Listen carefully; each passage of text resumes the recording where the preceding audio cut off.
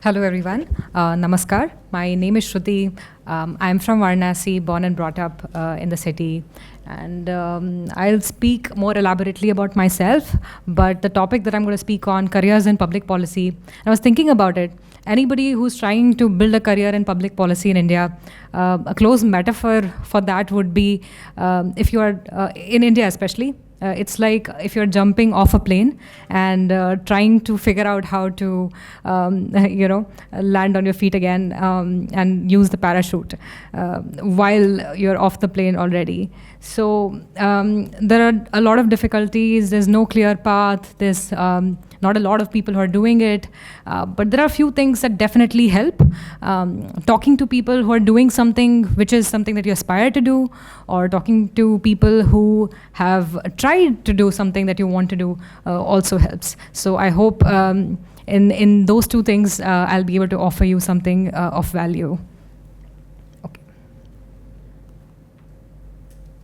Yeah, like I said, a very meandering journey of self-discovery, and hopefully some of the insights that I've gained over the years will be of use to all of you.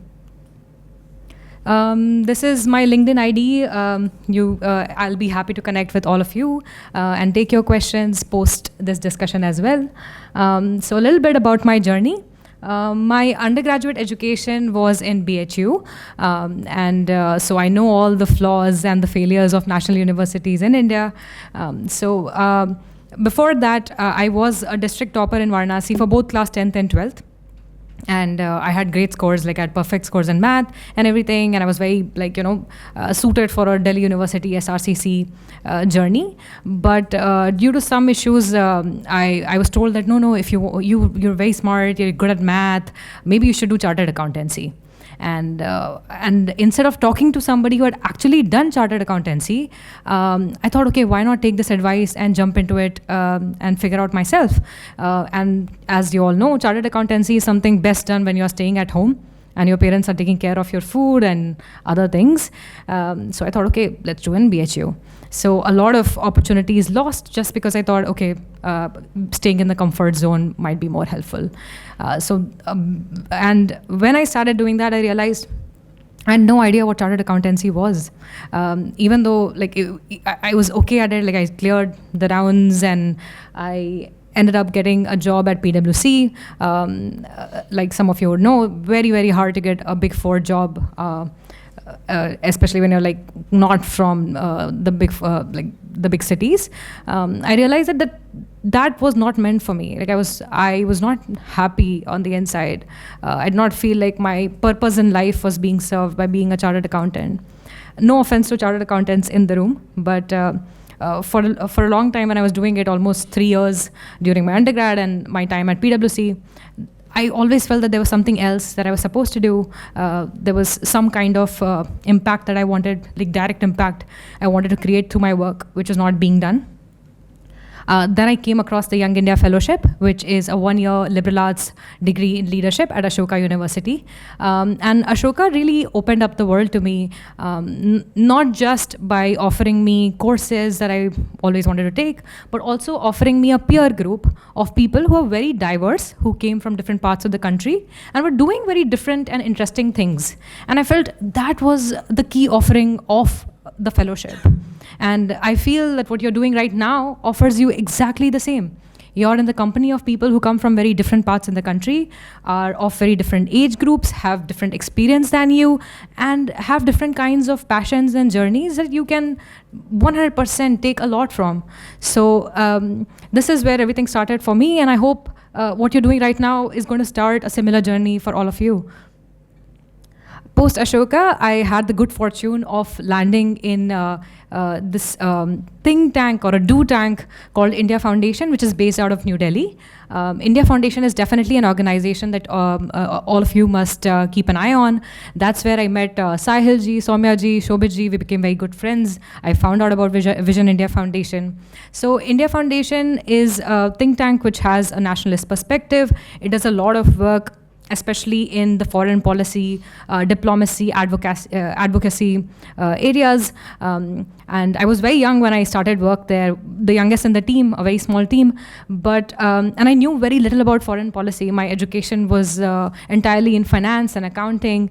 Like, I'm amazed at myself that I somehow garnered the courage to jump into a field which I knew very little about, and I had the courage to like decide that even though this is such a new field, I will somehow figure out the way. And I feel that was such an important decision on my part at the young age of 22 to take, and really contributed quite a lot. So if you feel that you are interested in a field or have an opportunity in a field for which you are not prepared and you feel imposter syndrome, believe me, everybody does. And have trust in yourself. I think experience, like no better teacher than time, then any kind of experience that you gain in the field will eventually cure that imposter syndrome. So while working at India Foundation, I got to work with a lot of senior leadership from the Indian government, international governments, organize a lot of large-scale events all across the country and across the world. I ended up heading their like the India Foundation Journal, which is read by some very important people in the country. But also, it gave me an understanding of what are the gaps in the foreign policy areas in our country, and what role or what competitive advantage I could develop to fill those gaps.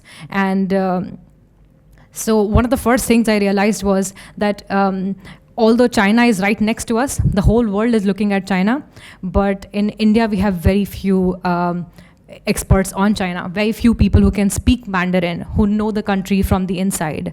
So one of the things that I started exploring was how can I learn about China more, and I came across a summer school at the University of Hong Kong, which allowed me to study Eastern political philosophy and Eastern political economy, as opposed to Western political philosophy and political economy, which a lot of people who are from social sciences background must be familiar with. So my journey to study the East more closely started from here. So I studied in the University of Hong Kong for 3 months. Then I was accepted as a Yenching scholar at Peking University in Beijing. So for 1 year, I deeply studied Chinese politics, Chinese society, Chinese cultural ideas. I learned a little bit of Mandarin. Really, what all I've been able to do post that, and the jobs that I have done post that, I think my understanding of China really helped, and a lot of people find that very valuable.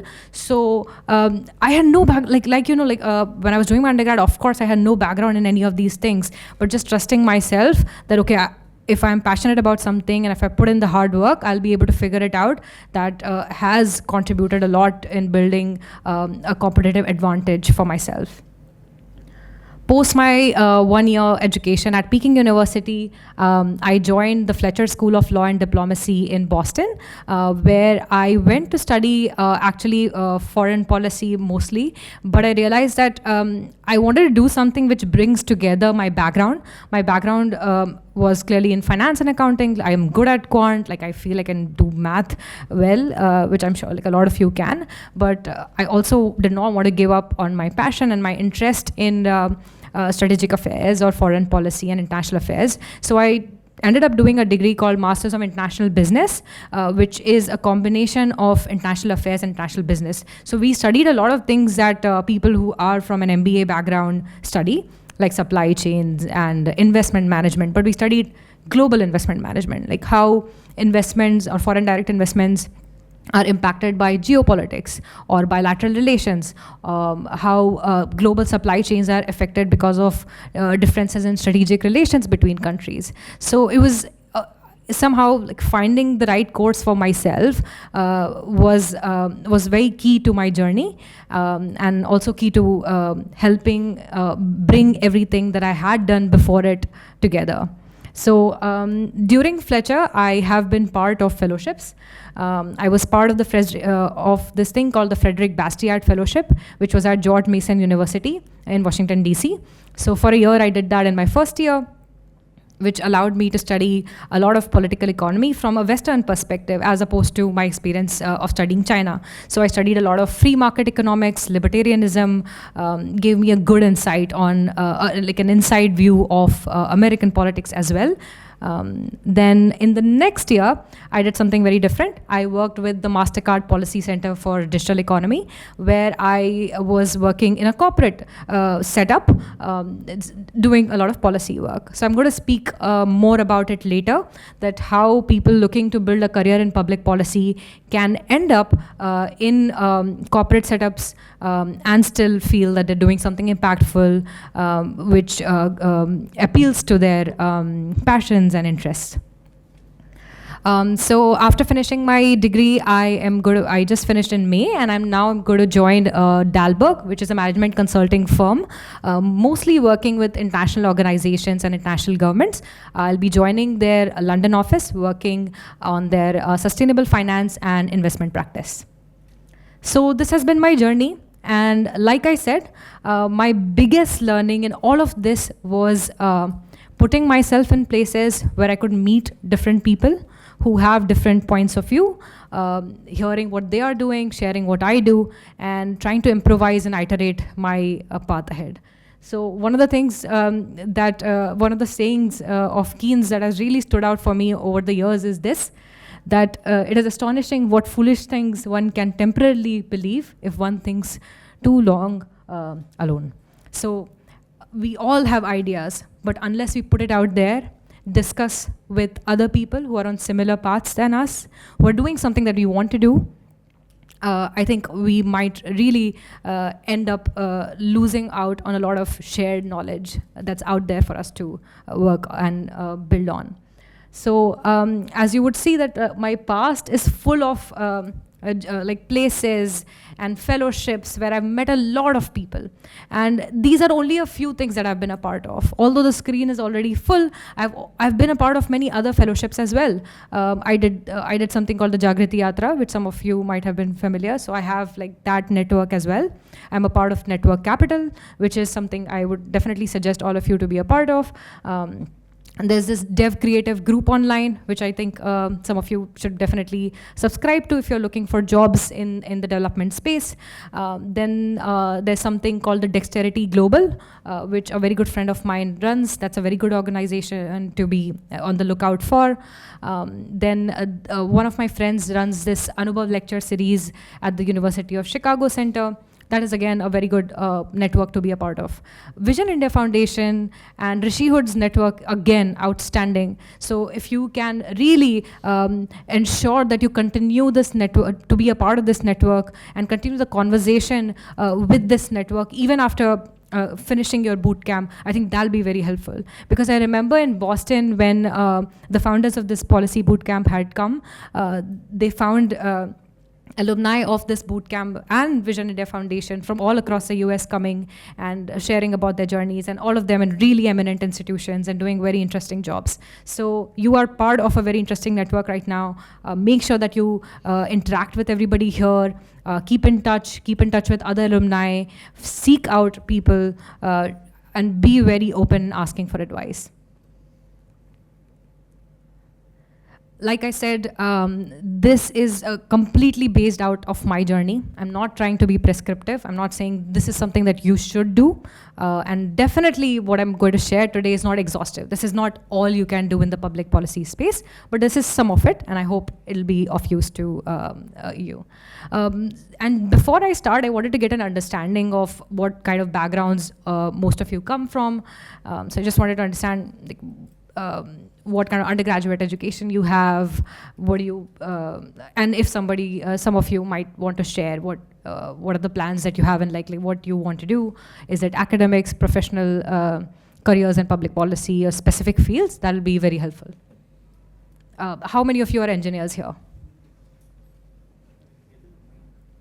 Perfect.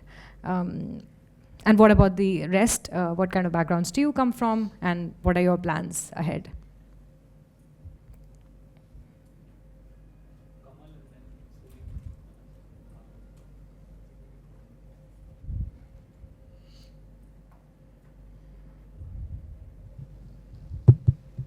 Namaskar, ma'am. Kamal Sharma, student of law at University of Delhi CLC. I'm a second year. I just gave second year exams uh, in LLB, and now I'm exploring this field. Perfect. Hello, ma'am. I'm pursuing BSc in mental health right now, and in future, I'm looking forwards toward community mental health and other options. Also keeping in background my what I'm studying right now with the policy making. Hello, ma'am. My name is Suryam. I'm from Jamshedpur, Jharkhand. Currently, I'm pursuing PG diploma in public leadership from Rashtram School of Public Leadership. My bachelor's has been in journalism, and my interests more align with humanities field like history, psychology, philosophy, social studies, and these things. Perfect. Thank you. Pranam ma'am, my name is Anandita Maurya, and currently I'm pursuing BSc Honours in Yogic Sciences and Human Consciousness.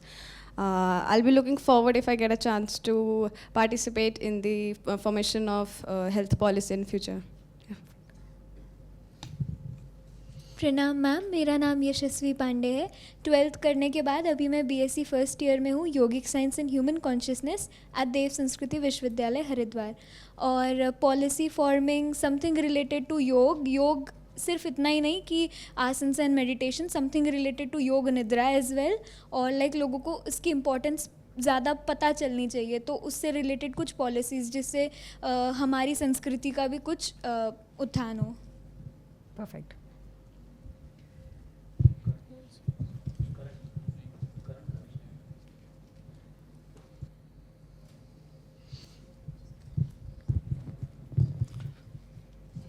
Namaste ma'am, I'm Karan Rathod from Gulbarga, Karnataka. I have completed my graduation in sociology. उसके बाद मैंने masters in social work from Pune and अभी मैं PGDPL Rashtram school of public leadership से pursuing कर रहा हूँ। और मेरा ये है कि आगे जाके मुझे पब्लिक लीडरशिप पॉलिटिक्स में जाके और भी एक्सप्लोर करना है then public policy. Perfect. Namaste ma'am, my name is Jayesha Pawar. I am also pursuing PG diploma here in Rishod University, and my future goal is to work in development sector and also explore this public policy sector. Hello ma'am, my name is Zaman. I am also a student of public policy and public leadership in Rashtram. I want to get into consultancy and also in future into public leadership. Thank you. नमस्ते ma'am, मेरा anthropology में PG हुआ है। अभी मेरा research चल रहा है कांगेरवैली नेशनल पार्क में, गवर्नमेंट ऑफ बस्तर के इसमें। मेरा पर्सनल इंटरेस्ट है कि एंथ्रोपोलॉजिस्ट का पॉलिसी मेकिंग में जो कंट्रीब्यूशन होता है उसको समझना और उसी के तहत वर्क करना। Perfect.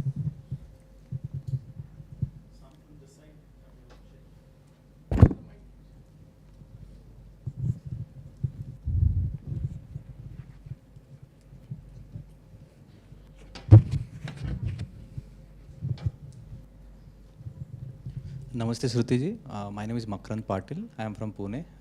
Currently I am working in Citibank. So I have an experience of last 20 years working in IT industry, mainly in banking sectors. And I am more interested into governance, government and policy related to IT, Digital India. That is my interest. Perfect. नमस्ते ma'am, मेरा नाम सत्यम द्विवेदी है। मैंने history and Indian culture में अपना graduation complete किया है और अभी यहाँ राष्ट्रम स्कूल से पब्लिक लीडरशिप का कोर्स कर रहा हूँ। हिस्ट्री में ग्रेजुएशन होने के कारण वो जो एडमिनिस्ट्रेटिव पार्ट था, हिस्टोरिकल एविडेंसेस जो पढ़े, उसके बेस पर अभी मुझे पब्लिक पॉलिसी में इंटरेस्ट है कि कैसे पॉलिसीज़ फॉर्म हुई और जो हिस्टोरिकल बैकग्राउंड के साथ में कैसे हम मॉडर्न पर्सपेक्टिव में कुछ पॉलिसीज़ ले आ सकते हैं। Hello, I am Maitri. I've just completed my 12th. I hope to study urban planning for my undergrad. I know that I have a long way to go, but I hope to end up in areas of policy and governance in the future, and I want to understand what's the best way to go about it. Perfect. I'll definitely be taking up questions in the end, but I think urban city planning is a very nice field to start with. Okay, perfect. So a lot of things that you guys shared is going to be of use for me when I speak more on this topic. But let me start from what are the major goals of a career in public policy. And this is not an exhaustive list, like I said. So if you guys feel that there is something else that you want to achieve out of it, please be like open and sharing. I'll definitely add on to the list. So I feel like most of us who want to create a career in public policy want to make a positive change. We want to do something which is impactful. In addition to that, we also have to ensure that this job in public policy meets our financial needs. Like, we're living in a capitalist world. It's of utmost importance that the needs of ourselves and those of us who are dependent on us are met through our careers. Third, I also have met a lot of people who do these, who try to shift to public policy careers because they want to do an MBA, and totally acceptable if this is something that you're trying to do to build your profile for applying to MBA schools. Public policy, I feel, is something that is overused in India, and a lot of people don't understand what public policy is. It's such a broad field, and in many ways, like a mirage, it's an optical illusion. If we understand public policy as trying to create laws and regulations which are going to impact public, then there are some ways through which you can do that. You can join the government, but thanks to the great electoral system of India, it's not very easy. I'm not trying to dissuade people, especially people who come from small towns and cities, tier 2 cities, tier 3 cities. I think for them it makes a lot of sense to enter the government through the electoral system. Let's be practical about it. I think in India, especially if you want to launch a career in public life, like contest elections or something like that, you should meet like 3 requirements. First, you should have the financial requirements. Contesting elections takes a lot of money. So I hope those of you who are planning that, have the right resources for it. Second, there are certain social requirements. We are operating in a caste-based system. So if you come from a caste which is a dominant caste, then it will help, because in a democracy, like we know, our elections still, even in places which we consider to be very advanced, are still, the elections still run on caste basis. Third, I hope, like in addition to the financial and social power, you also have the right ecosystem for it. Some kind of political mentorship, some connections would definitely help. So I think that is something which not a lot of people can do. So moving ahead from the government part of trying to impact policies, there is this other way of joining the bureaucracy. But again, UPSC is a very long haul. Not everybody can have the privilege of dropping many years of their life to prepare for UPSC. And then even if a lot of people end up doing that, I don't think 90 or 99% or whatever the chances are that it will work out for all of us. Third is, of course, a lot of public policy and impacting public policy has to do with law. So you could somehow enter the judiciary or some of the regulatory bodies in India to impact public policy. Fourth thing, which is more accessible to young people in India like all of us, is being a professional in the field of public policy, working with private sector and joining the academia. These are the 2 major ways that you can build a career in public policy beyond joining the government or like joining the judiciary or regulatory bodies or being a bureaucrat, that you can still build a career in the field of public policy. When I say professionals, there are many ways you can be a professional and contribute. You could also work with different ministries and state government. Largely, my focus during this talk will be on the opportunities in the private sector, because I feel 90% of the jobs in our current times are coming from the private sector. So I'm happy to take questions and lend my network from the public sector side on this, but let's keep the discussion on the private sector end. before we start discussing on the key sectors where you can build a career in public policy, I feel there are some key skills that you should definitely have some kind of expertise in before you jump into this. So just one second.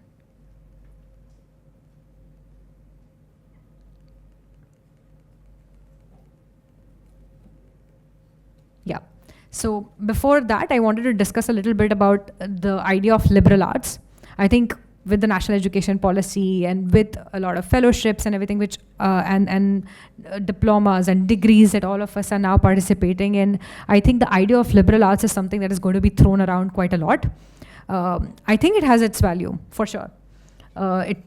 But for a lot of people, if they're not careful at the right time, especially during the beginning, it can end up making you a jack of all trades and master of none. I agree that a degree in liberal arts can give you a broad outlook on what the world is like, how it operates, and it can give you a lot of perspective, which will help you in your career. It can make your knowledge more holistic. It can definitely give you an interdisciplinary approach, which is very essential for our times. It can give you a context on what you are doing and what is happening around you fits in the larger scheme of things. It can give you a global outlook on what's happening in India, how that places in comparison to things happening abroad. So beyond these benefits of liberal arts, I feel something that is of key importance is to have a T-based education. So while you do things to gain a broad perspective on policy making and building a career on public policy, I think it's very important to have depth as well. So ensure that you have a broad knowledge of everything, a little bit about everything, like know a little bit about cryptocurrency, know a little bit about Bitcoin. At the same time, make sure you also know about climate change and everything. It could be like policy making, how the administrative systems work. But choose what you actually want to develop your skills on. Like I don't think many of us have the capacity to spread out and be really good at a lot of things. So even when listening to some of your introductions, I felt choosing one particular thing, let's say be it like yogic science or anthropology in this one particular part of the country, I think these are very good ideas. And when you say, let's say, if I was in your position and let's say I was studying yogic science, I would not only like understand the physical aspects of it, the spiritual aspects of it, but I would also try to develop a niche on, let's say, what is the market for yoga this is just something as I'm using as an example, no prescriptions. So I would definitely, like, if I was in your place, I would look at what is a market for yoga in, let's say, this one particular Southeast Asian country, let's say Vietnam. Like, what are the key institutions for yoga? How many people are interested in doing yoga? What exactly are the gaps that could be filled? What are the bilateral initiatives between India and Vietnam that could be started to promote yoga in that country? So choosing a very specific field to develop your in-depth understanding, I think, is key to being more well-positioned in the market to find jobs. So before talking like more about this, I feel there are some fields that we should look at and some skills that I feel are useful for all the sectors that I'm going to speak about at length later on. So starting, I feel like there are three major like broad areas of skills that work everywhere. And I saw that a lot of you are engineers, so congratulations. You've done something which is of absolutely great use to the whole world. You're in a very good spot. One thing that is not going to go anywhere is technology. But beyond that, I think economics is one of those fields. I'm not saying like spread out too thin, learn economics, technology, finance, and the other things I'm going to speak about. For yourself, ensure that one of these broad fields you stick to and have a lot of knowledge in. So for example, if I, let's say, pick economics, I think for a lot of jobs in the field of public policy, it is of paramount importance that you know econometric modeling. You can do statistical analysis. You can collect data, you can analyze it using statistical methods, you can analyze surveys. Having these hard skills is very important. Impact evaluation is something that is opening up as a broad field in public policy.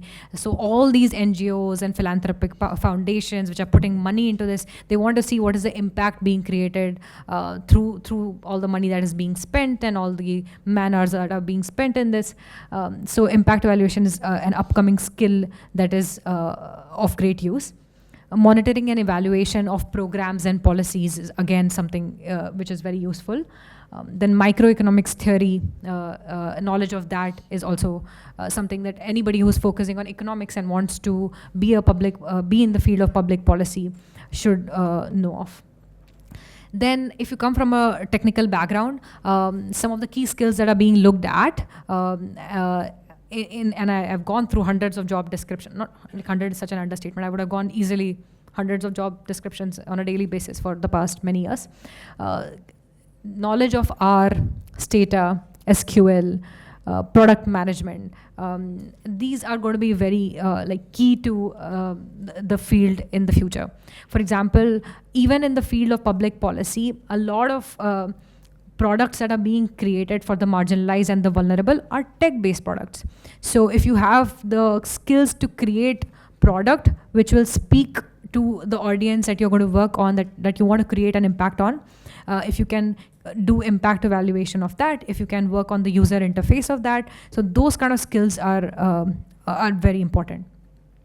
Then if some of you come from a finance background, I think some of the basic things that you should 100% know is financial modeling, like how to create models, cash-based models. Like if you, let's say, you're working in a microfinance institution and you help people start a business. So how do you project the cash flows? Like, and if you do that, what would be the valuation of those enterprises in the future? Being able to read balance sheets and financial statements is also of great use. And if this is the field that you're going to stick with, then knowing advanced Excel is going to be very helpful. So beyond economics, technology, and finance, there are some other skills also that you can choose to work on. Those are consulting skills, writing and communication skills, and legal skills. Consulting skills, I can speak at length about this because my job now in the future is going to be in consulting. My past work also, I've worked as a consultant with both in the public and private sector. So what is most helpful is that you know how to create structured frameworks. So most problems in the public policy field are very broad, very vague. They do not have a set answer. So being able to take broad questions, breaking them down into smaller parts to make sense of it, and creating a structure out of it, which is mutually exclusive but collectively exhaustible, is very important. And that is the way to solve problems. You cannot take broad questions, let's say, of how to solve the issue of menstrual hygiene in India. Like that's a very broad question. You can take this broad question, break it down into smaller things based on geography, based on age groups, based on requirements, based on knowledge levels, based on social taboos. And on these different frameworks, you can build your responses or solutions on. So being able to take a broad question, breaking it down into smaller sensible chunks, and then building answers on that is a key skill that all consulting firms are looking for. Then when you say that I want to be a consultant in the field of public policy, it's very important that you know the industry that you're going to stick with.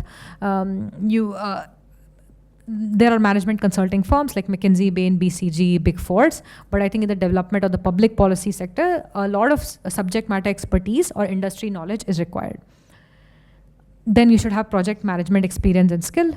Consultants are supposed to work on different projects very quickly. So if you develop project management skills through WorkX, that is helpful. Market research, being able to use platforms like PitchBook, DNB Hoover, all these, and doing like basic market research is of great use.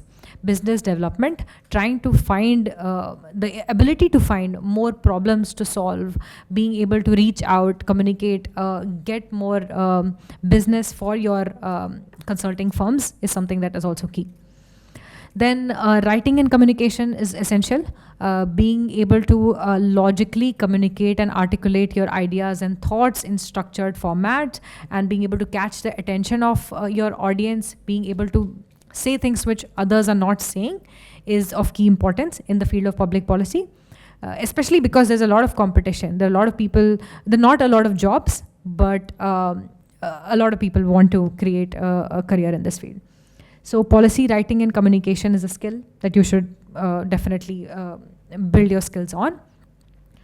UI designing is emerging as a very important skill that is essential in communicating policy issues, the ability to build dashboards, to show the impact, to show the requirements, being able to communicate issues is something that is a very useful skill.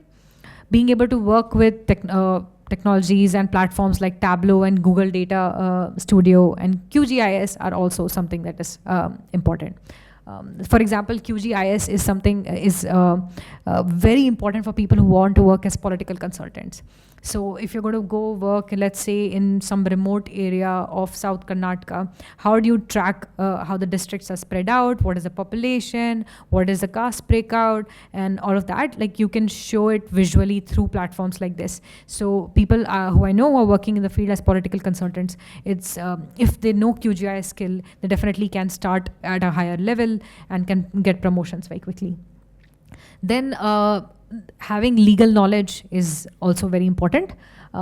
Understanding legal, so if you're like, let's say you're going to work in India, so understanding case studies of India, like the past jurisdiction, the past regulations, the bills that are being discussed in your particular field, having like in-depth knowledge of that, having read the laws, the laws and bylaws by yourself is something that is key. Legislative drafting is again a skill that you can only build if you have some kind of training in law. Legal research and analysis is also very important. And there are lots of platforms online that I can share if anybody is interested in law that you can follow to build these skills. Okay, so now beyond discussing the major skills, the broad areas or the skills groups that you can work on and develop your niche in, I'm going to discuss some major sectors. Choosing one or two of these sectors, I think, is going to be very important when you plan to build a career in public policy. Let's say you choose health. I think it's very important to track organizations, international organizations like World Health Organization, following where all they are operating, what kind of things they are focusing on, and like finding out what kind of jobs they are putting out. So let's say, okay, how many of you here have a profile on LinkedIn?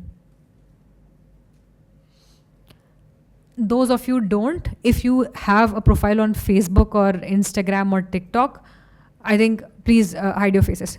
Because if you're not on LinkedIn and if you're trying to build a career in public policy, it's going to be a very hard task. So one of the first things that you should do is build a LinkedIn profile, get very active, and spend thrice the time that you spend on all other platforms put together on LinkedIn. So one of the things that you can do is, let's say, I'm just going to focus on health as of now. So follow what World Health Organization is doing, what kind of jobs they are putting out, what kind of job descriptions they have. And when you keep reading these job descriptions, you'll understand like what is the demand of the market, like what kind of skills they're asking for, what kind of regional expertise they're asking for. So that is something that you can do to have a global contextual knowledge of where the health, the public policy developments in the sector of health is going. Clinton Health Access Initiative is again a very big firm that is working in the health space. You should, if people are interested in health, this is something that they should be following. Simprints is a very famous consulting firm just focusing on global health. Piramal and these are some of the foundations that are working out of India. Piramal, Save the Children, Sambha Foundation, Alliance India, Smile Foundation. So tracking all these, if you want to build a career in India, is of key importance. Then let's come to education. I'm sure a lot of people would want to work in education. The gap in education in India is so huge that if all of us work all our lives on this, still there'll be more work to do. So I think it's a very key area to look at. Of course, there are international organizations like UNESCO that you should be following and keeping an eye on, similarly like WHO. But there are a lot of other organizations in India as well, which are doing very interesting work, and they hire a lot of young talent. I know of friends who have worked in organizations like Pratham and Barefoot College and other places, which do and have built so much expertise in something very niche that has added a great value to their lives and their ability to contribute to policy making. I'll just take an example. One of my friends, her expertise is in studying teacher absenteeism in Northeast India. So why teachers are absent from public schools in one part of the country. She studied that so closely, and she's traveled so extensively in this one particular state of Northeast India that when the state government wanted somebody to consult them on how to improve the quality of their public schools, they had to request Pratham to send that person, that associate, to suggest on how to develop policies. So just something so niche, teacher absenteeism in this one particular part of the country. This could be very different for others. For example, CSF, Central Square Foundation, again, a very interesting organization working in different parts of the country, pays very well, hires in good numbers, is to be looked at. One of my friends is working in early child education. How exactly, to ensure that in rural parts of the country, the quality of education to young children in kindergarten and those years can be improved to ensure that they are at par with students from tier 1 cities.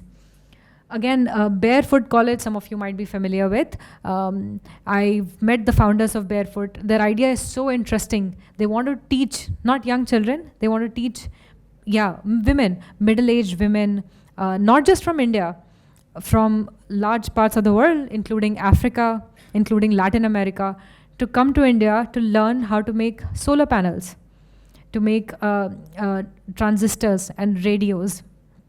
Just imagine the kind of skills that will be required for somebody who wants to join Barefoot College. Not only will you be expected to have technical knowledge of how these products are made, solar panels and transistors and radios, you will also have to know how to communicate to these people who come to study in the Barefoot College. For example, knowing a language like Swahili, which is spoken widely in many African countries, or Amharic, which is spoken in East African countries, would place you in a very good position to go and be in a very senior position in Barefoot College. And not just be a person working in Barefoot College in India, you would also have a lot of opportunities to go to these African and Latin American countries and serve in those places. And once you have these niche skills, that not only you have technical knowledge of how these products are made, you have technical knowledge of teaching, and the fact that you have these specific language skills that very, very few Indians have, that will place you in a very sweet spot to work for international organizations. So definitely African governments and international organizations like the UN and UNESCO would want you to come and join them. So choose something very specific that very few people are doing, and you'll be set for life. Again, many other colleges, many other institutions mentioned here.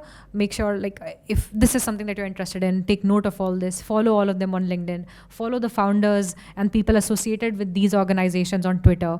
That'll be very helpful. Then one of the emerging fields of our time is clean energy and climate change. Of course, it's a very broad field. You could do so much in this. There's no end to what I can talk about clean energy and climate change. For example, one of my friends is, her knowledge is just on grid modernization. How can you modernize electricity distribution in India? So building that kind of specific knowledge, no technical background. It's just pure passion. So something like that. Again, you can just focus on building your expertise in renewable energy and one kind of renewable energy, like solar energy or wind energy, and track how offshore wind energy is being produced in, let's say, the west coast of India. Just having that kind of clarity on this is what I'm going to do, and starting on that and building some kind of knowledge base on that is very important if you want to be in the field of clean energy transition or climate change. Again, very, very good jobs opening up in this field, starting from firms like McKinsey. So many other important consulting firms are now having these departments which only look at this field. For example, McKinsey has started its Sustainability Insights division, which works out of large parts of Europe. I know many people working in the Lisbon office, in Boston, in East Africa, and also in India. BCG's climate practice is very, very important. BCG's climate practice is actually headed by an Indian. Main office is based out of India. Again, International Solar Alliance, headquartered in India. So the whole push of developing solar energy and the policy on solar energy is actually being driven from India.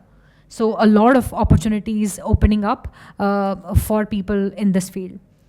Clean Air Fund is one of the world's biggest fund working on air pollution. And as many of you would know, that out of the 10 most polluted cities in terms of air pollution, 8 of them are in India. And one is in Lahore, and one is Lahore in Pakistan, and one I think is in Bangladesh. 8. So there is immense scope to work in this field. And there are many organizations and funds which pay very well to consultants who have a specific knowledge base in tracking air pollution and finding solutions to problems of air pollution. Green Climate Fund, again, a global organization. Council on Energy, Environment, Water, based out of India, working globally, working a lot on issues on climate change in India. Then again, WWF India is a good organization. Chintan Environmental Research and Action Group is a good organization as well. This list is not exhaustive, but I'm just trying to give you a broad idea of what all is being done outside, what are the trends, and what are some of the key organizations that you could track. Again, another important sector that has emerged in our times is discourse on gender issues. And a lot of work being done on this right now to make our spaces, be it education spaces or corporate spaces, inclusive, diverse, and equitable. So if you have an expertise in gender issues, I think from big corporate houses, let's say the big fours, which are trying to get more women on board and in senior positions, to studying how our parliament can be more diverse and can have more women. There's a lot of work that can be done, and a lot of expertise that can be developed, and a lot of jobs that are opening up. Some of the key organizations that are working on gender issues are listed. I will also like to give you an example of a very interesting initiative that I came across, and that has garnered a lot of international attention, support, and has raised a lot of funding. So one of my known friends, she started an organization called the Led By Foundation based out of Harvard. And her focus was on how to integrate just women from one community, and she was focusing on the Muslim community, how to integrate women from the Muslim community in the mainstream socio-political economic jobs.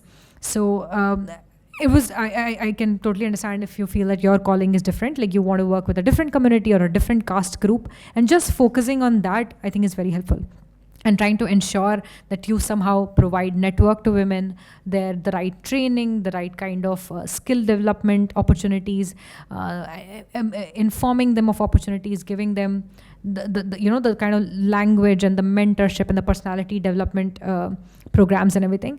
If you just do that choose one community and choose, let's say, I want to work with women from Bastar area belonging to this community, and work with them, and in a few years just show that you have created an impact.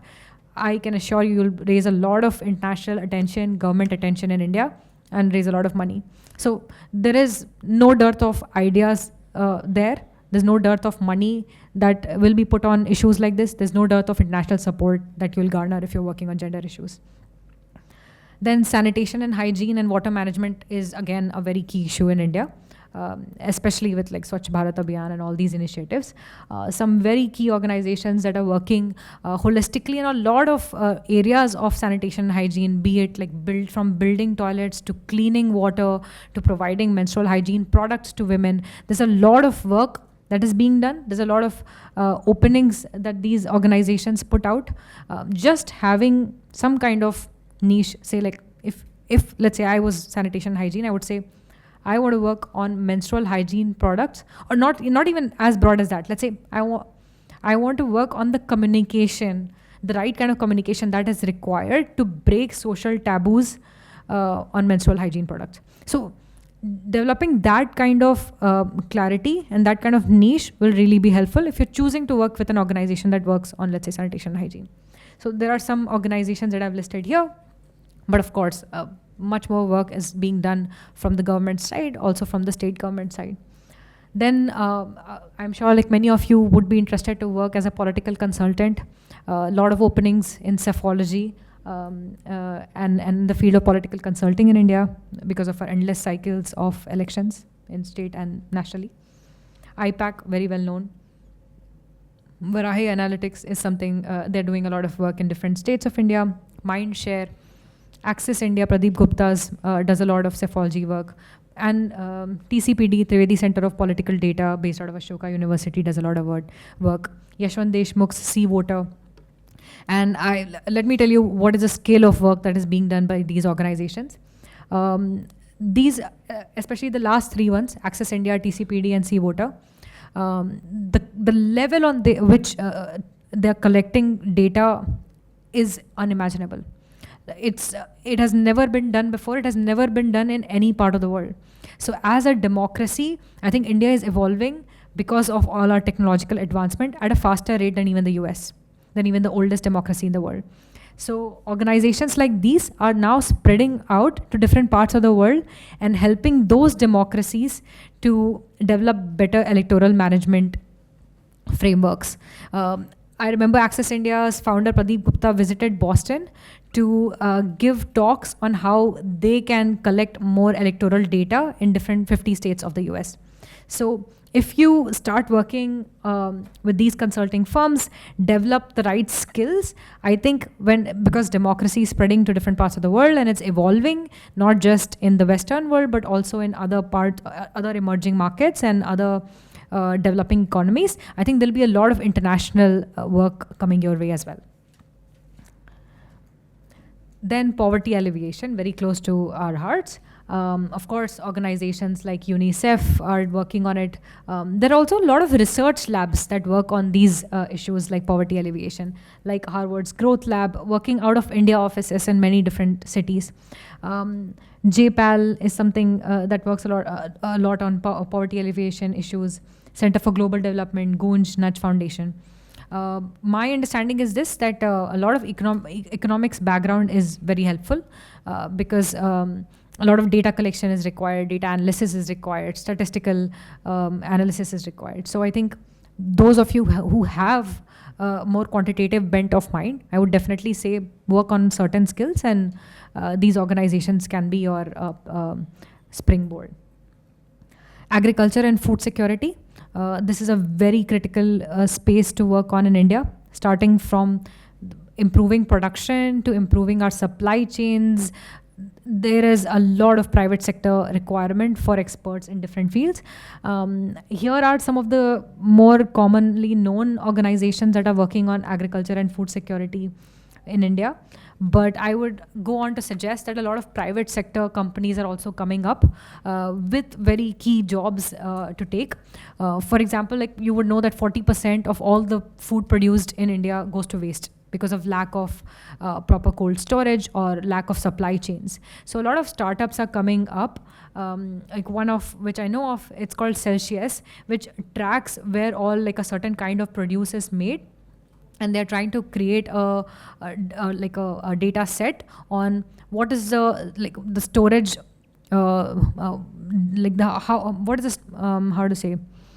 for how long can a certain kind of produce be stored and how it can be transported. And they're trying to create this data set to work on. And that data set is very important for the Indian government to create cold storage warehouses in critical locations. So if, let's say, your expertise or let's say your background is an agricultural background, which will be true for many of us who come from rural parts of the country, I think developing your knowledge in that field, looking at organizations that are working in that field, be it with a focus on supply chain, be it with a focus on production, I think is of key importance. Then financial inclusion is again a big topic in our day. I think Arvind would be able to speak much better on this, but all fintech companies, and there are so many in India, starting from Paytm to even if you look at Google Pay or Bharat Pay or whatever, all of them are going to have jobs in financial inclusion. How to change their product to ensure that even the last mile customer is being able to use them. So all of these have jobs in financial inclusion. Then microfinance institutions are also looking at experts who can work in financial inclusion. Of course, CGAP is World Bank's arm, which only works on financial inclusion and financial access. And let me assure you, they don't need experts. If you're ready to start from a very early level, I think only passion is required. So once you figure out, okay, this is the field that I want to be in, it's good to just start working with one of these organizations.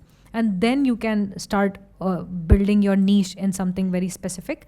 And of course, lots of opportunities to switch, move between spaces, move a little bit across states in India, move a little bit internationally. You'll be in a very good position for a long career in public policy. Again, some of you might be interested in foreign policy as well, in international relations. Some very famous organizations working out of India on international relations are Albright Stonebridge Group, very big lobbying group in international relations, tracking strategic changes. Kroll, very important in foreign policy research. The Asia Group focused very much on India and China. McClarty Associates, CSIS, there are some other think tanks that you would know of. Carnegie, India Foundation, ORF. A lot of experience in these circles, so I'm happy to speak more about this to people who are interested in international relations. Then some of you might be interested in governance aspects of public policy. Lots of organizations working on these things. A newly formed organization which has caught my eye and I feel is doing amazing work is SEGIS, which is Center for Effective Governance of Indian States. In India, our states are bigger than many countries. For example, I am from the state of Uttar Pradesh, which is bigger than the entire nation of Brazil. So our chief minister is actually a more important person than the prime minister or the president of Brazil. So studying one state is the job of a lifetime. And this SEGIS organization does exactly that. It tries to look very closely at what's happening at the public policy level in each of these states, instead of looking at things nationally. Because the context of each state differs so much in India that what may be all right for states in the Northeast might not be applicable at all to states, let's say, like Karnataka or Tamil Nadu or Maharashtra. So if you are very focused on developing your expertise on one particular state, I think SEGIS is a good organization to look at. Swaniti does a lot of work with members of parliament and members of legislative assemblies across India. So that is a good organization to look at. LAMP Fellowship, you must be familiar with. Then there are all these state level fellowships and governance opportunities coming up as well. CMGGA of the Haryana government is something of great interest to me. I have friends who have worked here, definitely happy to help and provide connections. Punjab Fellows, Maharashtra CM Fellows, very good opportunities to understand the governance process, the administrative process from the inside. Janagraha, whoever is from Karnataka would be familiar with a lot of good work at the ward level. So our cities, I was just talking to a very good friend of mine who's Greek, and I told him I'm in the city of Bangalore. He was so shocked to find that the entire country of Greece does not have enough people as the city of Bangalore does. So today, the state of affairs in India is as such that our cities are bigger than important countries like Greece. And there's a lot of work that can be done at ward level. So Janagraha does that. It tracks the performance of different wards and suggest how policy at the ward level can be formed. Of course, it does a lot of other work as well. Haq Darshak, Pradhan, Care India, work in remote areas of India, contributing to governance. Very interesting jobs out there. Technological innovation, those of you from engineering background, lots of things being done in this field. Digital Public Goods Alliance is something that's of key interest to me. So what happened was, when I was studying, I was a part of the Yenching Scholars Program in China. I was doing some coursework on Chinese foreign policy, and my professor was talking about this thing called economic coercion, like a policy tool that the Chinese government uses to ensure that other governments toe their line. For example, when the country of Norway had extended an invitation to Dalai Lama, China was not very happy with it. It wanted the Norway government to cancel that invitation. So what it did was, the Chinese government did a policy, like a strategic move called, which it calls the coercive economic diplomacy tool. What it did was, it stopped importing just one product from Norway, fresh salmons. It's a kind of fish. They said, okay, we're not going to import this fish from your country, and giving some random reason. Norway very quickly understood what was behind it, and of course, China is a huge market. 80% of Norway's export was going to China, and within a week, they rescinded the invitation that was sent to the Dalai Lama. China does this to a lot of countries. It does this to Philippines when Philippines sends its ship in the ocean or the sea between China and Philippines. It does this to Australia when the Australian Prime Minister says something which is not in favor of China. And at that time, when I was doing the Yenching Scholars Program, the border chaos between India and China was happening. So my professor said, China now, and he was very close to the Chinese Foreign Affairs Ministry. And he said in the class in front of everybody that China wants to do the same thing with India. We want to do our coercive economic diplomacy with India, to teach India a lesson on how to behave with China. But what does India give to the world anyway? What is India giving to China that China can stop importing, or China can, use to hurt India? India does not give anything to the world. And although he was just saying it as a joke, he said, yeah, India does not give anything to the world. Maybe yoga, maybe that, but yeah, how do we stop our people from doing yoga? It was very hurtful, but at the same time, it made me think, what does India give to the world? Like, what are we exporting to the world that is of value to the world at large? And the answer that I thought was software engineers. We are exporting a lot of software engineers who are critical resources to any countries that they go to. And that was it. What else was our government doing? And in the past 4 years, since I was a part of that fellowship, I've realized something has come up which is truly unique, truly valuable to the world at large, and it is our digital public infrastructure. It is the India stack. It is the fact that we have UPI. It is the fact that you can go to the remotest corner of the country and you can send money, and a completely uneducated 80-year-old woman who is serving you by either selling you bananas or, let's say, woodcraft or whatever, can understand that you have sent her money by listening to this voice message on her phone. So this is something that the whole world is looking at and the whole world wants to replicate. And it's a very emerging field of digital public goods and digital public infrastructure.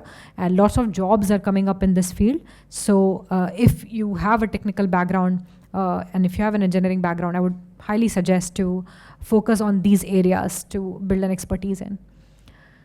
eGov is again doing similar things. It works with a lot of state level government and national government to build different tech platforms for better distribution of public goods and services, including health, insurance, etc. Very interesting organization to follow.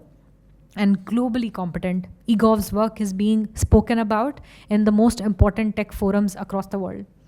NASCOM does a lot of work, Nudge Foundation, EkStep. These are some good organizations definitely to consider and have a closer look on.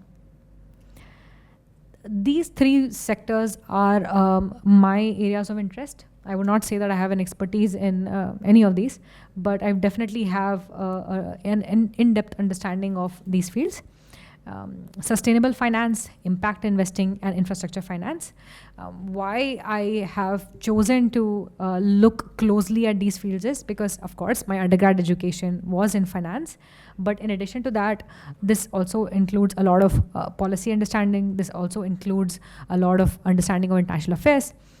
So I feel that through these fields, my passion to create a positive social change or positive social impact is also being met, while my skills are being put to good use as well.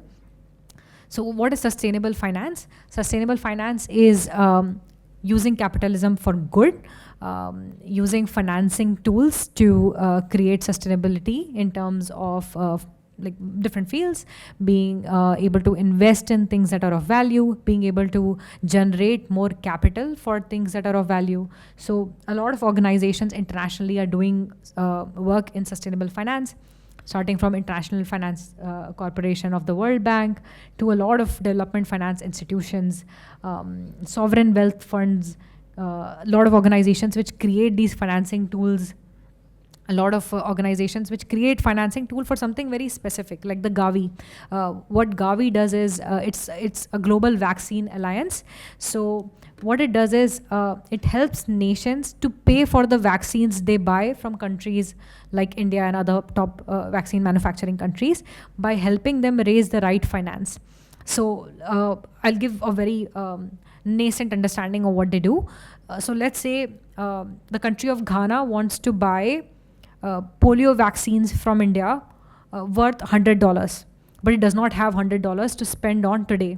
So what it will do is, what Gavi does is, Gavi comes in between. It says to the Ghana government that you give me $20 and I will raise the remaining $80 for you, leveraging this $20.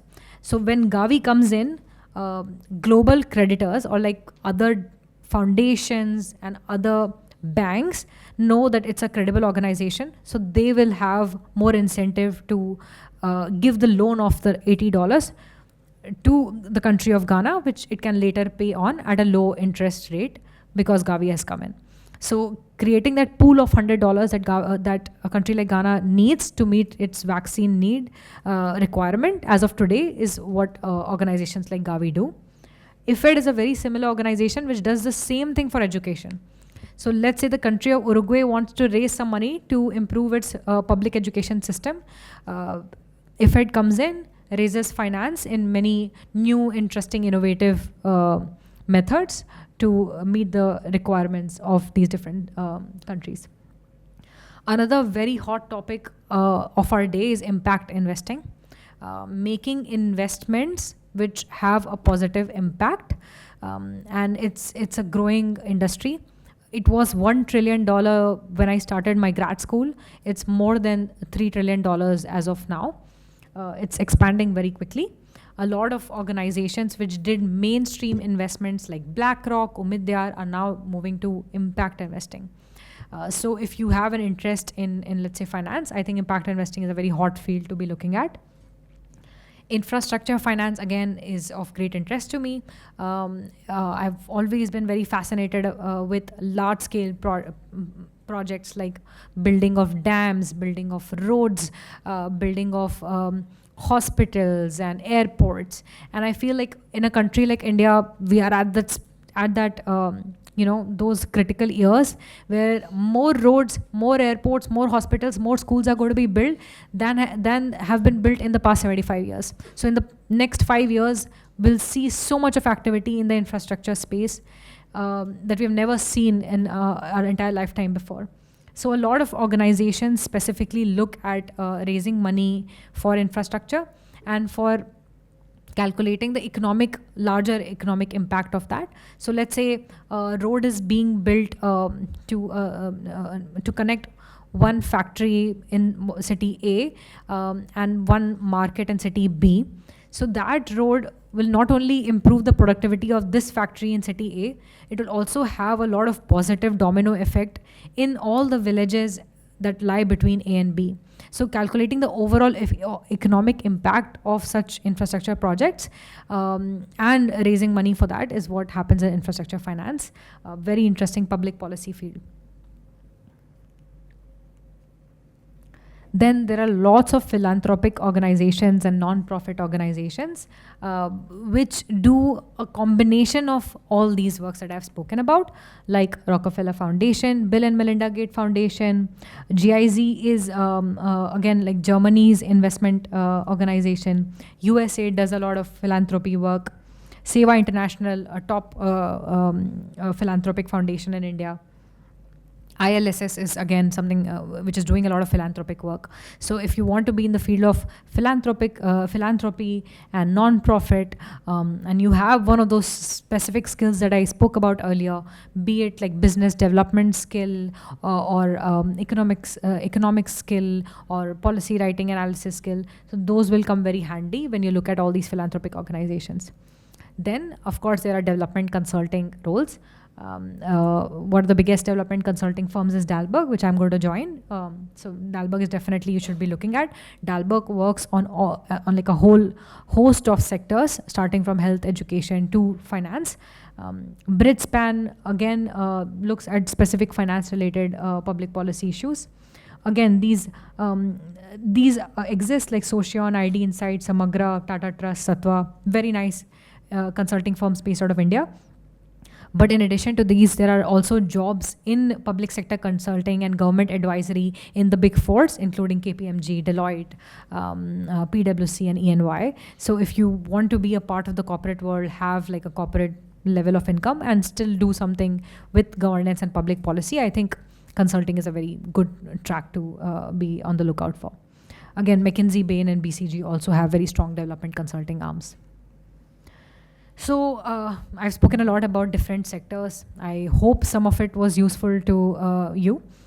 But in addition to that, I also have a lot of miscellaneous suggestions. One of which I already spoke about was having a very strong LinkedIn game. Be very active on LinkedIn. And there are some specific things that you can do on LinkedIn. One of the things that I've learned to do in my journey, which was not something that I did when I started this whole thing. Like when I was back in Varanasi, I was studying in BHU, I did not know you could do this. It is to reach out to people and ask for help. Let's say today, like all of you, think of someone who's doing something that you like doing. Whoever, it could be anybody.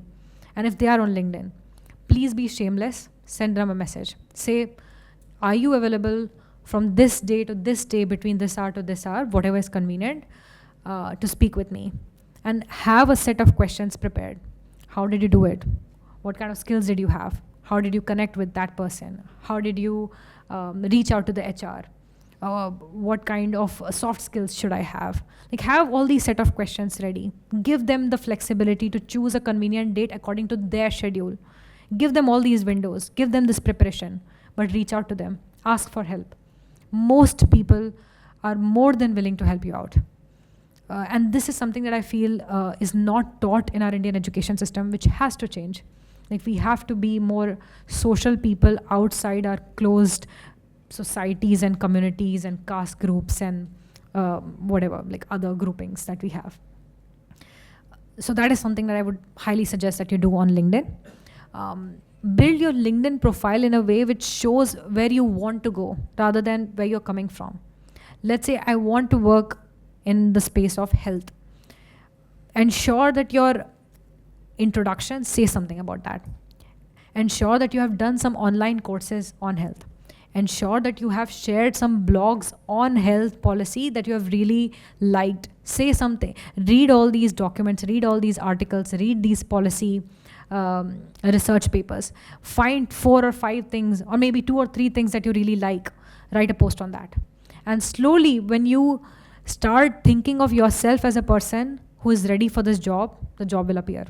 So that, I think, is one of the key things that you can do to start building a career in public policy. Networking. Like I said, a lot of fellowships out there, a lot of good programs out there, but it all depends on how much or what you make of it. Like how much you are involved in these programs. How much are you keeping in touch with the leadership of this program? Be very good at networking. Be very good at reaching out to people. Be an introvert. But when it comes to your career, being an introvert doesn't help. Books and podcasts. Like I said, you cannot spread yourself too thin. You cannot be reading books and podcasts on everything and be an expert on anything. We all have limited time. Let's say you take 20 days to read a book. 20 days to read a book meaningfully. We all can read Chetan Bhagat in 2 hours, I know. But if you have 20 days to read a book, and let's say that you're able to read, you can't be reading on all days in a year, you'll have other things to do. So if you limit your time, I don't think anybody of us can read more than 10 books meaningfully in a year. And if you have only 10 books to read meaningfully in the key years of your life, why not make them something that is in the field that you're interested in? Read books which are of value to you. Listen to podcasts in the specific fields that you're interested in. Listening to podcasts on generic stuff which everybody is listening to will make you another brick in the wall. So start being very selective with the content that you consume. I have to say this. I feel that Indian youth consume a lot of crap content online. We watch the most Netflix, the most Amazon Prime globally. My American friends are way more controlled on these issues. Like they spend a lot of time actually spending time with their families and friends and doing outdoorsy activities. I come back and I see my Indian friends think the idea of leisure is going and watching crap content.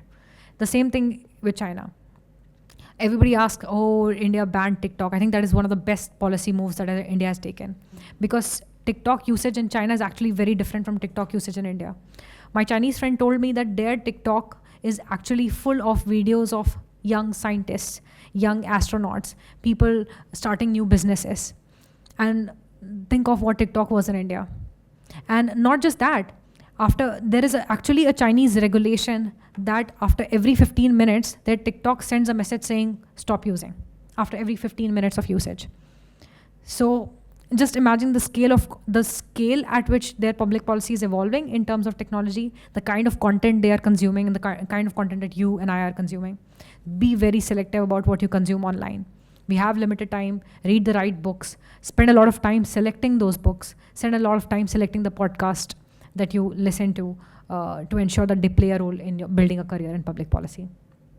Social media influencers. Of course, I'm not talking about social media influencers on TikTok or Instagram or other platforms. I'm talking about social media influencers on platforms like LinkedIn. Let's say I mentioned something new. I spoke about digital public goods. See who are the biggest voices on digital public goods. Who are, let's say I had to find somebody who was speaking on this. I will go read the top articles on this. I'll see the author. I'll try to find their LinkedIn profile. And I'll track what kind of things they share. And in just 2 or 3 weeks of following such a person, I can bet that I'll know more about it than a normal person. So finding the right social media influences for yourself can play a very big role in helping you land a meaningful job. Competitive advantage, like I said, think hard about what you're good at. And there will be things that you're good at. And think hard about what is something very niche about you that other people might not have. And try to find jobs in that particular intersection. That is going to be your competitive advantage. That is going to make you stand out in interviews. Again, spoke a lot about digital public infrastructure already. Tech people, keep a very keen eye on this. Another topic that is emerging, very, very hot topic. It's going to take India by storm in the next 2 years, 2-3 years. Conversation on this is already emerging, is environmental, social, and corporate governance issues, ESG. It's already determining the politics and state of affairs in the US. Very soon it's going to take Indian corporates by storm as well. Every important industry in India, every important manufacturing company, it's going to look at ESG very soon and will require people who understand this topic in depth. Be it in terms of ratings. So all companies will be rated, not just in terms of their credit scores and their board's expertise or whatever. They're also going to be rated on their environmental performance, their impact on the societies and communities where they're operating, and the diversity and equity and the inclusivity of their boards and their employees. Policy for corporates. This is again a big window for all of us to land public policy jobs in corporates. For example, the legal departments, the public affairs department, the lobbying department and strategic growth departments, and the corporate social responsibility departments of all corporate firms are going to need public policy experts. So companies starting from Meta, Facebook, Amazon, Alphabet, MasterCard, PayPal, to Indian companies like Tata, Vedanta, Mahindra, all of them are going to require public policy experts in one of these departments. So keep a keen eye on these companies and their openings in the public policy field. I personally worked with the public policy departments of PayPal and MasterCard, and I can assure you the jobs are well paid, required the exact kind of skills that I spoke about earlier. Then wrapping up the professional part, I also wanted to speak a little bit about the academics part. Some of you are very well positioned, like I heard people who are studying anthropology or sociology or like specific studies in other social sciences field. You're very well positioned to have a career in academics. If people are interested in the field of academics, there are certainly things that you can do. You can contribute to the existing literature, and there is a lot of scope to contribute to existing literature on India, especially from an Indic perspective. For example, I have something to share. So every district has this district brochure. Take any district in India. They have a district brochure which speaks about that district's sociological making, historical context, infrastructure and everything. 90% of district brochures in India are from the British times. So when the British came, for their own ease and governance, they created all these district brochures. And till date, large majority of districts in India are still using that, making very slight changes. So just imagine the scale of opening for all of us to contribute on existing literature in India. So being in academics can really help with opportunities in this field. Then you can join academia. You can, of course, teach in academic institutions, take up a lot of administrative jobs with some kind of public policy background. You can do a lot of original research. You can develop subject matter expertise, and the Indian government always needs subject matter experts on India issues. Just to quote an example, one of my friends from Karnataka, very passionate about the state, only passionate about Karnataka. If you talk about other things, he'll not be, of course he's a smart guy, he understands everything, but his passion is Karnataka. He only wanted to study mutts and temples and their role in the economics of the state. He wanted to study what role these large institutions are creating, what roles they are playing in improving distribution of public goods, in improving distribution of public services, and how they're impacting the politics of the state. And just imagine, institutions like mutts don't exist in any parts of the world. And these are large institutions. They have a shit ton of money. And they impact millions of lives, if not less. And just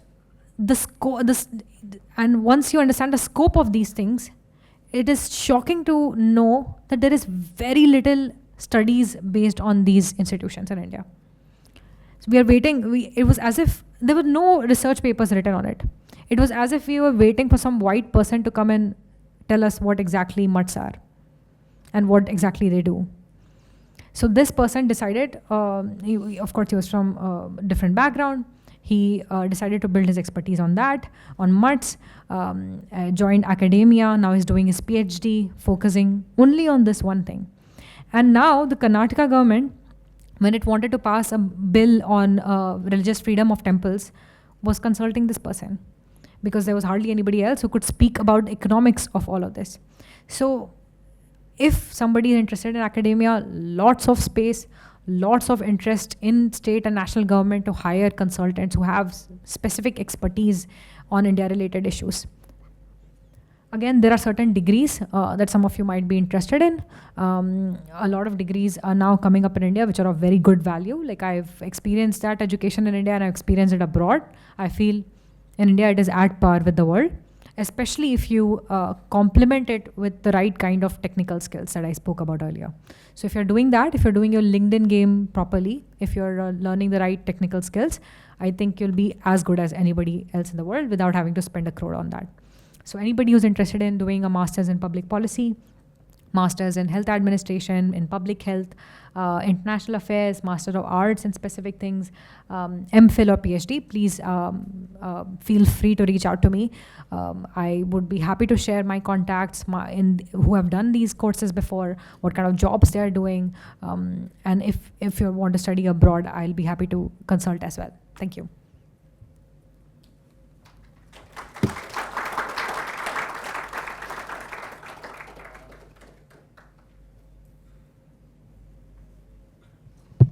Hello. Okay, so time for questions. So my request is what I had shared in the session before that. Please keep your questions very precise and to the point. Don't ask too many broad questions. Keep it very precise. Yeah.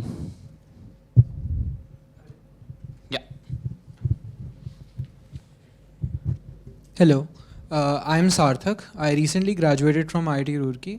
I think we'll all be interested to know that when it's the first point to pivot into such a field, what are the steps that you can take?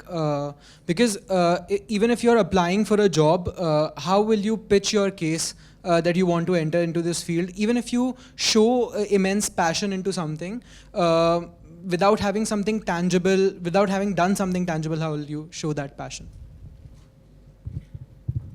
Should I respond? Perfect. Okay, so the two different questions I felt that you asked. First is that what is the right time to do it, I guess, and how do you pitch yourself? I think there's no right time. Any time is good. It's just that you decide that now I want to be in this field and the low pay, the lack of opportunities are not going to faze me. So any time is a good time. And like I said, there is not a lot of expertise that is required when you're a beginner. So when you start at the most basic level, at an analyst level, nobody expects you to know deeply about these things. But let's say you are in your 4th year undergraduate education and you want to apply now. I think if you just show that you have done some kind of fellowships in that particular field, choose a sector. Let's say I am interested in health. And if I've done some fellowships on health, or if I've done some large fellowship like public leadership fellowships, and if I've done some online courses, if have some understanding of policies on health in India, I've read some bills that have come out, and I can speak intelligently about it in interviews, I think that can carry you to a long distance. So never undercut yourselves before applying to these jobs thinking I'm not prepared for it. Ensure that your resume, like your LinkedIn, shows your passion for it. Now our world has changed quite a lot. You don't need to have a degree in that. You can have an online degree. You can have all these fellowships that you can be a part of. You can, in interviews, you can speak about all the articles that you have read on this, on the blogs that you have written. So these are very tangible things to show your passion and your interest, and also develop some kind of niche understanding of these public policy sectors. Hello ma'am, my name is Arya. Thank you so much for that lecture. I have 2 questions. One is, what is the change on ground reality that is creating a scope for this public policy career? And second, I was a little taken aback when you said that Indian universities are at par at foreign universities. So ma'am, I'd just like to know why you feel like that, because I think it's a slightly unpopular opinion. I'd like to be convinced about it. Yeah. Okay, 2 good questions. First is, what are the changes in ground realities? I'll address that later. The second thing is why I think master's program in public policy and all these other fields are at par with global programs. It's because I don't think they're happening in the standard national universities in India. Mostly these are private initiatives like Rishi Hood. And now when and like Ashoka, like Rishi Hood, like Kriya, like ISB, and National Law University, some top ranked schools, IIT, and different IITs in India. So some top ranked national universities and some private sector initiatives are doing this. And what are the incentives for them to do it? So private sector initiatives are only because they understand there is a gap to be filled. They're run by some very smart people who have experienced the West, and they know, they've gone through those programs. They bring in a lot of foreign talent to come and speak here. So all that is being done in the West is now being offered in these programs in India as well.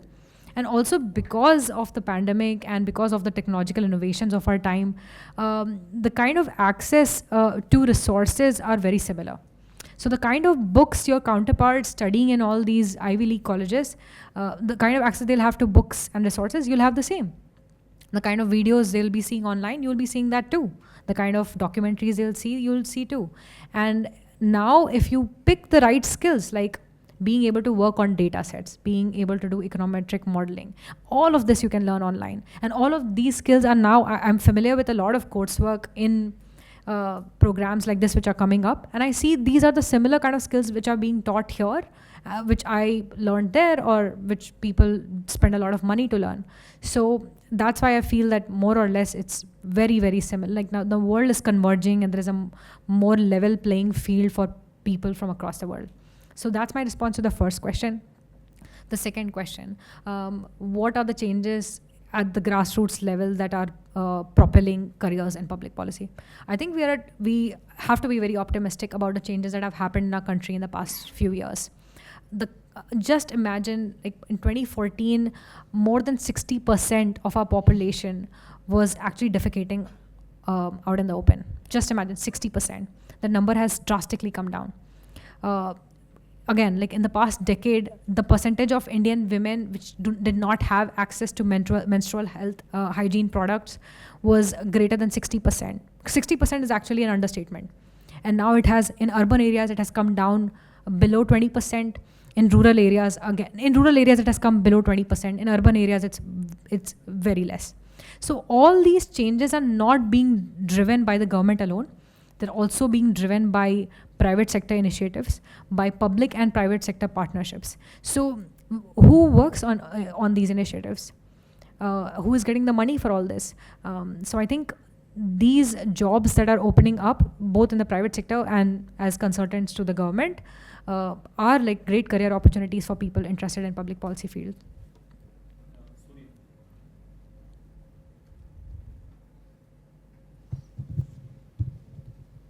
Namaste, ma'am. This is Suryam. I'm pursuing a PG degree in public leadership from Rashtram School of Public Leadership.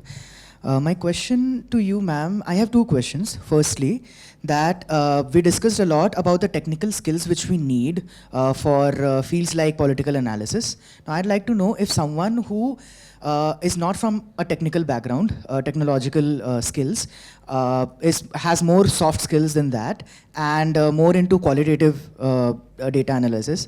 So what is the scope of that there, firstly, if someone is approaching that political sphere from the field of journalism, let's say? And second question which I have is that from a field like political consultancy, how is it related? Is there a chance to relate it with if someone wants to go in governance directly, like politics? So electoral politics. So how can we see that? So these are two questions. Okay. I like the question on qualitative part. I'm going to address that first. So, of course, qualitative skills are very important in the field of political consulting. We have to understand, and let's say I'm going to speak from an India perspective. You have to understand India is a very diverse country. And people working on political consulting activities in, let's say, the state of Karnataka have to, or like, let's say in the state of UP, have to have a lot of qualitative knowledge in terms of the understanding of the social fabric of these states. The caste divisions in these states. What are the subjugate castes? What are the dominant caste? And these might be very different from the broad understanding. Okay, so at an India level, we have a broad understanding of these are upper caste and these are lower caste. That, when you go to the grassroots level, that understanding will entirely be debunked. Like, for example, we think of Jats of Haryana as an OBC caste, like a backward caste. But if you are in Haryana, you'll understand Jats are a proper dominant caste. They call the shots in politics, like they determine who are going to win the elections. The same thing with Yadavs in UP. So if you, Yadavs belong to other backward classes and they get the OBC quota. But if you are in UP, you'll understand they are the proper dominant caste. No political party can get a significant vote share without convincing the Yadavs to vote for them. The same thing about the Muslim vote bank. For example, the understanding is Muslims are marginalized minorities of India. But when you come to a state like UP, they are 20-25% of the population. So there they become a substantial dominant caste or social group. So these kind of qualitative sociological understanding at a state level is very key to political consulting jobs. And the same thing, like I can speak about this at the at a different level. Like I can take the example of the Karnataka state. So let's say I am a quantitative person and I have a lot of technical skills, but I don't know who Vokaligas are, or who the Kurmas are, or whatever, like all these different castes, who the Gaudas are. So I cannot go and work on the field, and I cannot make meaningful deductions of what is happening. So qualitative skills are very important. Having an in-depth sociological understanding, being able to read local newspapers. So I think if you're in the journalism field, one of the key things if you want to be in politics in India is being very, familiar with local languages, being on top of local newspapers. For example, I was following Karnataka elections very ardently, and all these national level news channels and newspapers were completely wrong in the exit polls. It's because they did not have their fingers on local news channels. So if you have all these qualitative skills that you can speak the local languages, you have a lot of in-depth understanding of the social fabric of that space, the caste breakdowns, who the old leaders are, who the old elites, who are the upcoming leaders, what are the openings in this party, or what are the openings in this party, where they are going, what is their stance on different political public policy issues. I think you'll be in a very good position to work as a political consultant. Then responding to your other question on having a career in terms of electoral politics, my research area is actually on that. So I've studied how young people have built careers in politics in China. And I find that at least at a very theoretical level, because I'm not experienced that myself, I don't have an inside view of that. At least at a theoretical level, I feel Chinese politics is a little more meritocratic than Indian democracy system. They value people who have expertise in governance. So first, to be like Xi Jinping himself has 40-50 years of governance experience, starting from village level to district level, then to provincial level, then he headed some public sector enterprises, then he was brought in at the national level. The same thing with our Prime Minister. He has an extensive experience working on political issues before he became Chief Minister. He was Chief Minister of a very successful state for 15 years, and then he moved to politics. So he had a lot of governance experience. But that might not be true for public leadership in India at large at this point. At this point, I think certain factors like which caste you belong to, or how much financial resources you have to fund your elections, or how much political mentorship you have, or like which political party that you're associated with. So let's say I have been I'm just using theoretically, and I've been a part of the youth congress or something like that, and I have the right mentorship. That might put me in a very good position to later on contest elections. That is the state of affairs right now. But I'm hopeful that with time, our political system will move towards a more meritocratic setup, and it will open up for technocrats. So let's say our health ministry will be filled with people who have some kind of health expertise. Let's say our state governments will have, tickets will be given to people who have some experience in policy issues, in governance issues, or some kind of specific knowledge. So let's be very optimistic about this. Especially, I think, if you, like I said before, if you're from a small town, if you're from like a tier 2, tier 3 city, I think start looking at from a very ward level, municipal level, panchayat level. There's a lot of changes to be made. I have a very good friend of mine who is now actually in the panchayat, some panchayat of, I think the village is called Barkhedi. I can look her up and find which exactly the village is. Making, and very well educated person, just like the rest of us, very smart, can speak good English, can speak the local languages and everything, and making such good changes by being the panchayat. And bringing a lot of good changes for women in that place, got some direct investments in that place, made changes to schools, public schools. So instead of being like, oh, I want to be the next chief minister, I want to be the next MLA, I think the time is for us to look at a minute level and then start from there. And over time, of course, I think it's going to change. Like when you've performed well at this stage, somebody's going to co-opt you. You can go from that level to the city level, city to state level, and then to the national level. Hello, ma'am. As I previously said, like in my 20 years of experience, execution and implementation is my forte. Most of it is in banking sector. To be very specific, consumer banking. So, what are the skills that I need to look at to come to the policy area? Because implementation comes later, policy comes before, right? So, with the experience that I have like across the globe.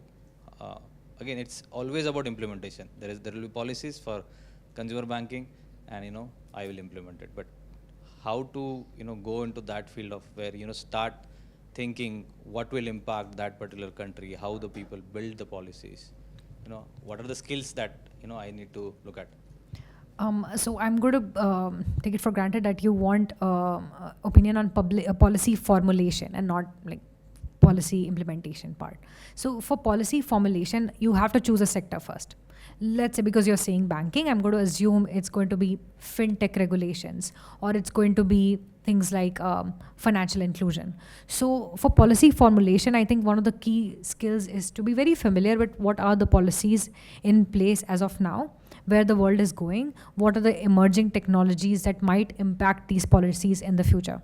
For example, when I was working with, I'm going to give a fintech example. So I was working as a consultant with PayPal, and I was studying how their in-house AI policy should be. So for that, one of the first things I did was I was tracking AI policies and AI regulations in other countries of the world where they're operating. And then because US still does not have like a AI operative AI regulation, so I was looking at AI regulations in Europe, in China, in Southeast Asia, and how US government, like what direction US government might take in terms of AI regulation, and how that might impact PayPal's future competitive advantage. So following national level policies, following the discourse, if the policies don't exist, following the discourse on that, definitely there'll be experts who'll speak about it, who'll write articles about it. So creating some kind of an understanding of where the discourse is going, where the national priorities are, what are the policies that are coming in that same field across the world is of key importance. And let's say if you're working in something like financial inclusion, what are the organizations that are working on it, working on that? What are the data sets that are available? How, let's say I'm working on financial inclusion, how many people are using banking services? What kind of banking services are you using? How many women are using banking services? What kind of credits women get? What kind of credits men get? What kind of credits certain people of certain caste and community get? What are the impact of that? So those kind of, being on top of those kind of data sets and those kind of facts can really help in creating some kind of idea on what policies should be like to improve the situation or fill the loopholes that currently exist. Hello. Hello ma'am, Atharva here. There was just one thought, like how the fashion brands market their products. Cannot we policymakers market our policies like they do, like at that extent, and give that section like a policy marketing? Can you please give me an example? See ma'am, policy are marketed on the government websites, but they are not they are not impactful. The people to whom actually the policy should they get aware of, they are not aware about that particular policy. Means marketing is there, but not to that extent. So therefore, like at the higher extent, like the fashion brands do advertise and market their products, cannot we policymakers, you do the marketing of the policies at that level, like how the fashion brands do? Understood. So I just reminded me of, if we have time, okay, just We have a 5 minutes. couple more minutes to take Yeah, this. perfect. So I completely agree with your observation. I was once working for this organization called Project Potential, which works in some of the remotest corners of the country. I was working with them in this district called Kishanganj in Bihar, which that district was entirely like in a very critical landmass between Nepal and Bangladesh border in India. And you won't believe what happened when I went there. I was told not to wear pants. The women cannot be wearing pants. And because of the demographic changes, I was told to cover my head. And when I went there, I felt as if I was 3-4 decades back. Like I felt that this was India, what it used to be 1950s or 60s or that time. So there was no proof of the Indian government there. There were no schools, there were no hospitals, there were no roads. But there were Sunsilk shampoo pouches on the road and Lifebuoy soap pouches. So private sector has done a very good job in, how to say, in like reaching these places, and policies haven't. And they've been able to do this because they understand that India lies at the bottom of the pyramid, that the largest market for these products is there. So the same thing has to be done for policy making, and for that certain skills are required, like marketing skills, proper like marketing MBA skills, and combining that with policy understanding. That could be your sweet spot. And let's say you work with one of these consulting firms or one of these organizations, this skill will be very useful for solving this problem. So developing the right kind of communication skill, like creating digital marketing ideas, but also understanding policy. So I think it's a very good idea to develop a niche in and then look at organizations which might make use of it.